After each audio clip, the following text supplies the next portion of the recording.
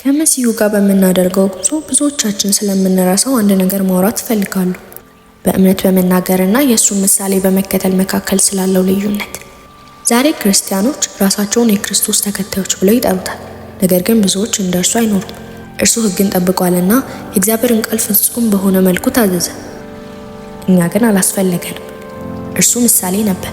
ነገር ግን ብዙ ክርስቲያኖች የእርሱ ምሳሌ መከተል እንደማያስፈልጋቸው አድርገው ያስባሉ። በመስቀል ላይ የነበረው ሊዋ ብዙውን ጊዜ የጸጋው የመጨረሻ ምሳሌ ሆኖ ይጠቀሳል። በአመፀኛ ሕይወት የኖረና በመጨረሻም ያመነ ሰው ነው። ይሄ ለእኛ አርአያ አይደለም። ክርስቶስ እንደኖረ መኖር አለብን እንጂ እሱን ለመምረጥ እስከ መጨረሻው ደቂቃ ድረስ መጠበቅ የለብንም። ብዙ ክርስቲያኖች የጳውሎስን ደብዳቤዎች አመፃቸውን ለማጽደቅ ይጠቀማሉ። ነገር ግን ጳውሎስ ራሱ ትእዛዛቱን ጠብቋል። ከሕግ በታች አይደለንም ሲል ኢየሱስ ይህንን ዋጋ ስለከፈለ ለስርየት መስዋዕት የሆነውን የመስዋዕትን ሕግ እየተናገረ ነው።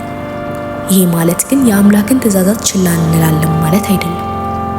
እሱ ራሱ እውነት መሲሁን ከወደድን ትእዛዛቱን እንጠብቃለን ብሏል።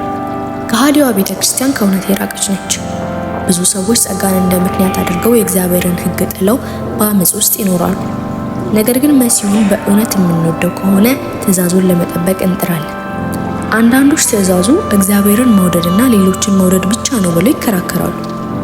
ነገር ግን ኢየሱስ ትእዛዛቱን ሲያጠቃልል የመጀመሪያዎቹ አምስቱ እግዚአብሔርን እንዴት መውደድ እንዳለብን ያሳዩናል። የሚቀጥሉት አምስቱ ደግሞ ባልንጀራችንን መውደድ እንዳለብን ደግሞ ያስተምሩናል። ስለ መነጠቅ ብዙ ግራ መጋባት አለ። ከመከራ በፊት በነበረው መነጠቅ ብዙዎች ያምናሉ። ይህ እምነት ግን አሳሳች ነው። መጽሐፍ ቅዱስ ስንዴውና እንክርዳዱን ለየብቻ እንደሚሰበስቡ ይናገራል። እንክርዳዱም ሐሰተኛ አማኞች መጀመሪያ ይሰበሰባሉ ይላል።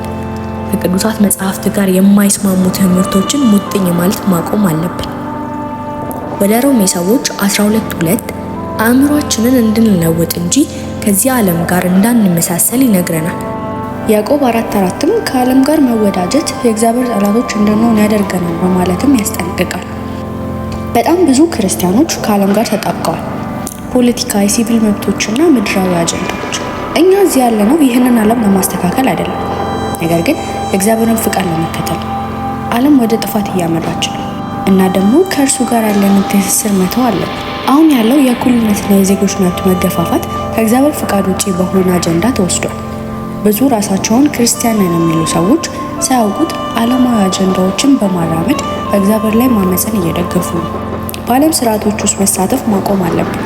ድምፅ መስጠት፣ ለፖለቲካ ጉዳዮች መታገል፣ ይህ ሁሉ ልብን ከእግዚአብሔር መንግስት የሚያደርግ ታላቅ አጀንዳ ነው። ጠላት በአእምሯችን ላይ ጦርነት ከፍቷል። እናም ሀሳባችንን መጠበቅ አለብን። ስሜቶች ወይም ዓለማዊ አስተሳሰቦች ከእውነት እንዲርቁ ልንፈቅድ አንችልም። ግልጽ እንዲሆንልን መጸለይና ልባችንና አእምሯችንን እንዲያጸዳልን እግዚአብሔርን መለመን አለብን። ይህ ዓለም ማታለሉን ይቀጥላል። ነገር ግን በእግዚአብሔር ቃል በእውነት ላይ ጸንተን መቆም አለብን። የምትወስኑበት ጊዜ አሁን ነው። የምትኖረው ለዓለም ነው ወይስ ለእግዚአብሔር መንግስት? በእውነት እሱን የምትወደው ከሆነ ከራስ ላይ እሱን መርጠህ ትእዛዛቱን መከተል አለብን። ትዕቢትንና ኢጎህን ትተህ ለእግዚአብሔር ቅድሚያ ስጥ እና በቃሉ እውነት ኑር። ክርክሮችን ስለማሸነፍ ሳይሆን በእርሱ ፊት ተቀባይነት ያለው ሆኖ ስለመገኘት። በጸሎት ወደ እግዚአብሔር ቀረቡና እንዲመራችሁ ጸልዩ። ጊዜው አጭር ነው። በዚህ ዓለም ውሸት ሳይሆን በእውነት ውስጥ መኖር አለብን። አሁን እንጀምር። መጽሐፍ ቅዱስን እናንብብና ከእግዚአብሔር ጋር ያለንን ግንኙነት እንገንባ። እርሱ በሩን ከፍቶ እየጠበቀን ነው።